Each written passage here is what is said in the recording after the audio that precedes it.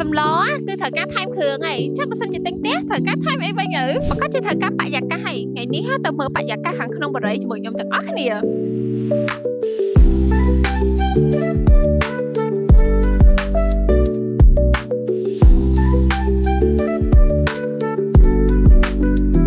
សួនច្បារមិនមែនត្រឹមតែធំល្អឯងអ្វីដែលសំខាន់ណាការដាំដើមឈើនៅក្នុងសួនច្បារគឺផ្ដល់នូវអត្ថន័យថែមទៀតហ៎នេះហាក់គឺជាដើមកងស្អៀមពីមុនមកគឺខ្ញុំអត់ធ្លាប់ឃើញទេអ្វីដែលសំខាន់ណាលំនៅឋានវងជ្រើសរើសយកមកដាំនៅក្នុងសួនតែម្ដងដើមកងស្អៀមនេះមានអាយុកាលរហូតដល់ទៅ50ឆ្នាំ